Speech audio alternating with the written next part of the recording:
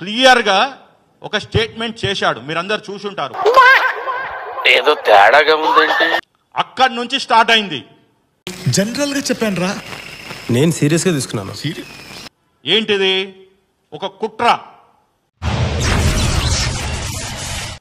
ఆ కుట్రనే ఇప్పుడు మీకు చెప్పబోతున్నాను, ప్లీజ్ వినండి.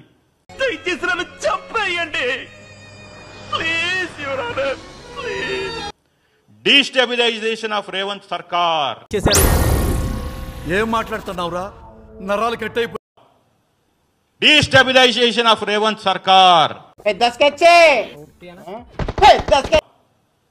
డీస్టెబిలైజేషన్ ఆఫ్ రేవంత్ సర్కార్. అది అవదమ్మా. అంటే ఈ ప్రభుత్వాన్ని కూలదోయాలని. ఏమిటండి మీరు మాట్లాడేది? అంటే ఈ ప్రభుత్వాన్ని కూలదోయాలని ట్రై చేస్తున్నారు.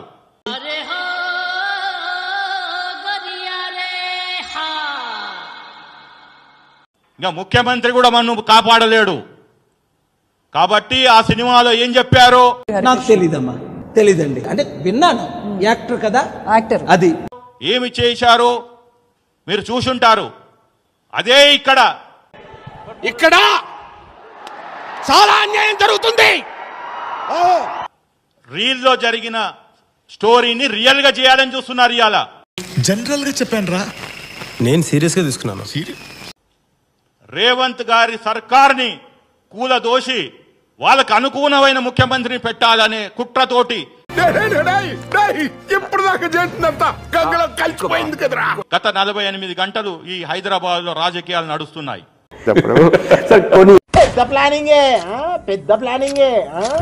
తెలంగాణలో రాజకీయాలు నడుస్తున్నాయి. ఎవరైతే తెలంగాణ బ్రాండ్ అంబాసిడర్ అనుకుంటున్నారో, డీస్టెబిలైజేషన్ ఆఫ్ రేవంత్ సర్కార్ అంటే ఈ ప్రభుత్వాన్ని కూలదోయాలని ట్రై చేస్తున్నారు. ఈ జన్మకి చాలు, నేను పోతానన్నయ్య, నేను పోతాను, నాకు ఇది వద్దు, వద్దన్నయ్య, నేను పోతాను. అందులో కొన్ని సత్యాలు ఉండొచ్చు, కొన్ని అబద్ధాలు ఉండొచ్చు. కానీ అల్లు అర్జున్ ఎలా మాట్లాడాడు ఆ తర్వాత? నాకు అర్ధాంతరంగా ఏదైనా వస్తే 10 మందిలో చేసాడమే సార్, అస్సలు దిగుపడను.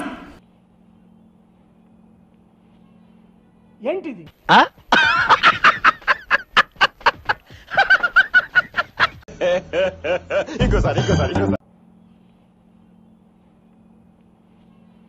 ఏంటిది? ఏం మాట్లాడతావు నువ్వు? ఏం మాట్లాడతావు నువ్వు? Respect and take respect. I respect. అదే నేనే అల్లు అర్జున్ అయితే. ఊహిస్తేనే భయంకరంగా ఉంది. రేవతి చనిపోయిన అమ్మాయి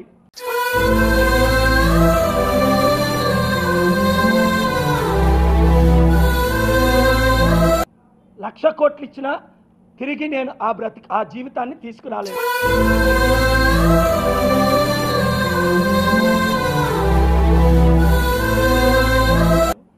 నన్ను క్షమించండి, దయచేసి నన్ను చంపేయండి ప్లీజ్, యువర్ ఆనర్, ప్లీజ్. నన్ను క్షమించండి అని మొట్టమొదట మాట్లాడాలి. పుష్పరాజ్ నేనే అల్లు అర్జున్ అయితే నాకు ఆ సినిమాకు 300 కోట్లు ఇచ్చారు.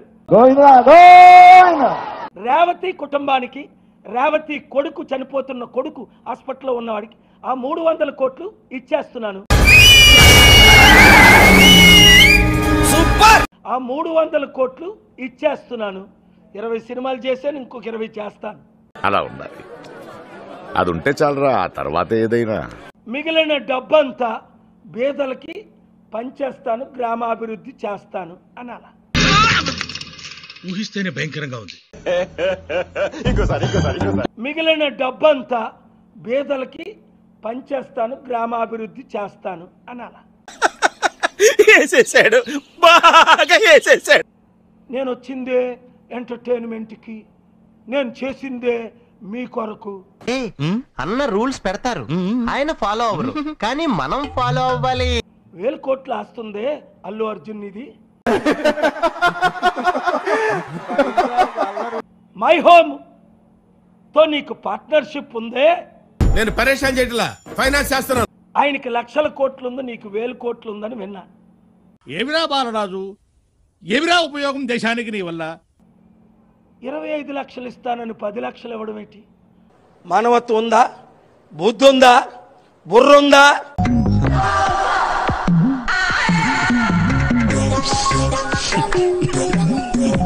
సరే, 5 లక్షల కోట్లు కేఏ పాల్ అఫీషియల్ గా డొనేట్ చేశాను.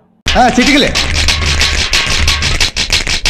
ఈ చిటి కాబట్టి అల్లు అర్జున్ దాన్ని అడ్వాంటేజ్ తీసుకొని 25 లక్షలు ప్రకటించాడు. అసలు మీకు ఈ ఆలోచన ఎలా వచ్చింది? నాకు ఈ ఆలోచన ఎందుకు వచ్చిందని అడిగే బదులు మీకెందుకు రాలేదని సిగ్గుపడండి. ఆ victim he dared to said that I am going to withdraw the complaint. ఎంతకి తెగించారా? నన్నే కిడ్నాప్ చేయాలని చూస్తారా? ఏంట్రా అర్సాకు? అది మాకు ముందస్తు తెలిసే మళ్ళీ మీలో ఒకడైన పర్సను మళ్ళీ నా దగ్గరికి వస్తే ఇంప్లీట్ పిటిషన్ వేశాము.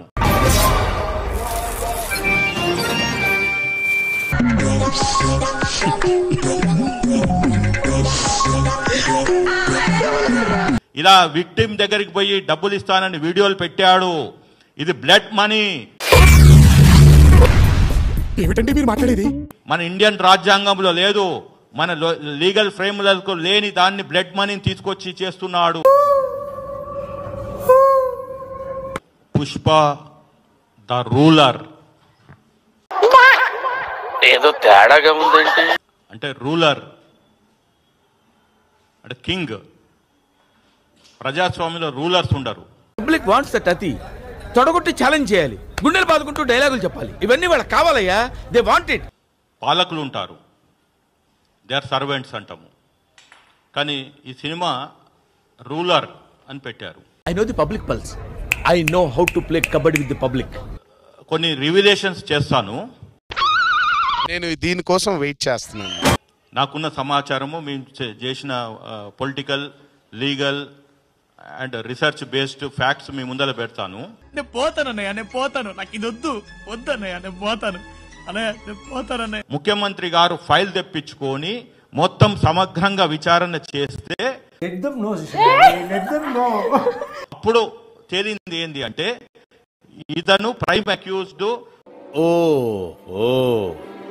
నేను నిరపరాధిని ప్రూవ్ చేసుకోవడానికి అన్ని దారులు మూసుకుపోయాయి అన్నమాట.